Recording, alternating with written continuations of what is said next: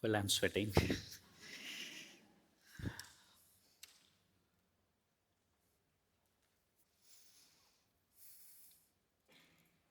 Darkness within. It creeps up slowly when you least expect it, where you least expect it. You feel the shift deep in your bones. In a moment of pause before the floodgates open, you wish it to go away. You will it to go away. It takes over. A moment of vulnerability is all it needs. A doubt, a feeling, a question to own you again. In a perfectly sane day, it creeps in, grabs you hard, takes you down. Paralyzed I was, in dissonance, bright sunshine, happy people around, enveloping darkness within. It gnaws at me for hours on end, an epic battle I know I will lose. I slump down, my body gives way, succumbing to the enveloping darkness. Frantically, I seek threads to grab onto, bits of happiness, joy, and laughter, memories of happier times, love and friendships. The more I seek, the more futile. For these very thoughts feed the frenzy, taking me down to darkness within that seems impossible to rise out from. I give in. Good morning, everyone. My name is Vishal Talreja. I am 5 feet 6.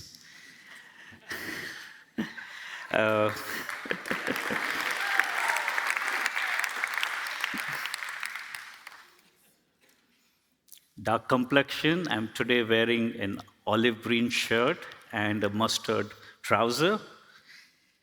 Salt and pepper hair, more salt than pepper. I'm also the co-founder of a couple of nonprofits. I'm an educator, a facilitator. I work with young people. I'm a son, husband, friend, and a proud parent to 2 bratty cats. Since childhood, I've been deaf in my left ear. Over the last couple of decades, I've been dealing with clinical depression, anxiety, high blood pressure, hypertension, a host of other health issues. I am also a cisgender, heterosexual, upper caste, upper class, Hindu, male. I carry multitudes within me, and I'm learning to accept the good, bad, and ugly within me. 2009, 10 years into building and running my organization, Dream a Dream, I first experienced burnout. A Monday morning, which I looked forward to usually, I was scared and I didn't want to go to work.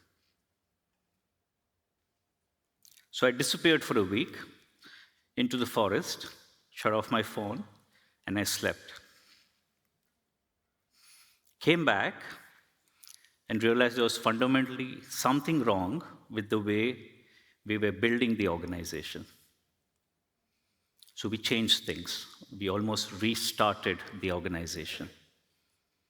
Over the next decade, with good leadership, not mine, the organization thrived, grew, created immense impact, and continues to create immense impact. The organization built its own journey. I got left behind. I continued to struggle. I continued to experience moments of inspiration and moments of depression, moments of being driven to work 7 days a week, 14 hours a day, moments of pushing for innovation, change, drive, and moments of feeling hopeless, helpless, joyless, purposeless. I didn't know what was going on, so I said, it's a phase. It's okay. I'll get back to it. It's the work that I love to do. I'll get back to it. But every moment told me that I was hurtling towards burnout and exhaustion. And I kept denying it. I kept pushing it back. I worked very closely with young people in the early years of the organization, and I started taking on their stories, their lived experiences, their traumas. And I had this, again, coming from a certain family background, I had this hero syndrome, the savior syndrome, which was not working anymore. I was beginning to understand the complexity of the lives of young people, and the more I understood them, the less I knew how to solve for it. So I started looking at quick fixes. Let's address the symptoms, medication, let's go for therapy, let me go away on a holiday, let's change leadership in the organization, go on a retreat. Tried different things, but these were still just dealing with the symptoms. I kept blaming everyone else. I started thinking like a victim. I didn't know what to do. My doctor told me I have compassion fatigue. I care too much. I was like, is that really wrong? COVID happened, which was terrible for me. The sense of helplessness, overwhelm, the hopelessness, years of work that got undone really hit me hard. So as soon as COVID got over, I wanted to get back into the field and catch up to everything that we had lost. But I wasn't ready, my body wasn't ready. 2022, I had a nervous breakdown. I couldn't step out of the house for 2 months. If I opened the front door, I'll get palpitations, breathlessness, I would shiver, I'll start sweating. And I didn't know what to do. I didn't know what was happening to me. Meeting family became difficult. Meeting friends became difficult. I remember going to my local barber for a haircut, and I couldn't sit there for 5 minutes. There was this insane fear that something's going to happen, and I had to run away. That was the moment when I said, okay, enough. I can't keep doing this. I can't play hide and seek with my own care and well-being. Acceptance was the first step for me that something is terribly wrong. These issues are not going to go away. I have to take them on. It's acceptance, acknowledgement, and a whole lot of different choices. Slowing down on work, creating boundaries in relationships and works, learning to say no, which is extremely difficult for me. Seeking support, asking for help. Again, as a man coming from an upper caste, upper class family who's always been treated with so much privilege, seeking help, saying, I don't know, was a whole new experience, and I had to learn it. I had to build a muscle for it, and I had to seek healing. I had to ask for also what is right. I had to ask for accommodations from the organization. And they offered it to me, they supported me, they gave me space. They created collective environments of care and support. And I had to learn to receive it. But it's all right to receive support. You don't have to do this all by yourself. One of my biggest learnings was around that receiving of support. One of my biggest learnings was being vulnerable and helpless in front of my partner and being able to tell her, I need help. I had to let go of old identities. You work hard, you'll be successful. Old narratives, old belief systems. You're a man, you can't fail. Whatever you do will always be successful. You have to be responsible. You can't show weakness. You can't show vulnerability. You've got to keep pushing forward. I remember my mother telling me, there's nothing called depression. Keep yourself happy. Stay busy. You'll be fine. So that sense of loneliness, that very few people understood what I was going through.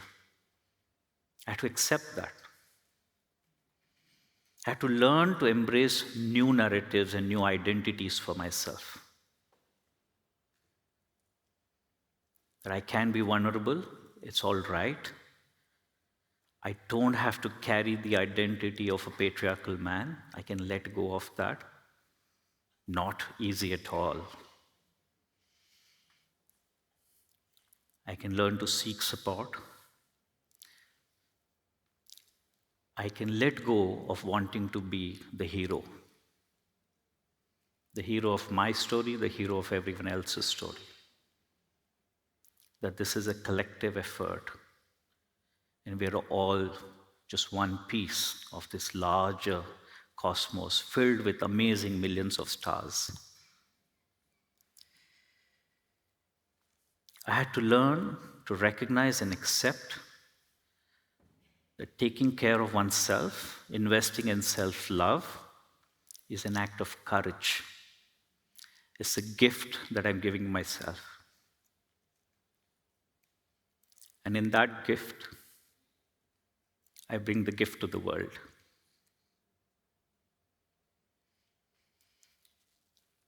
Today, when we choose care and well-being in the kind of world we're living in, it's an act of rebellion.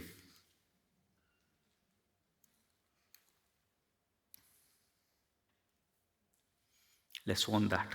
And let's own that with humility. That we can't solve the complex challenges of our world alone. We don't have to carry that burden alone. This room is filled with people who understand that. And we can do it together, and we need to do it together. So my invitation, let's embrace ourselves in all our multitudes. Let's embrace each other in all our multitudes. And let's come home to ourselves, to each other, and to the amazing, amazing world that we all inhabit. Thank you.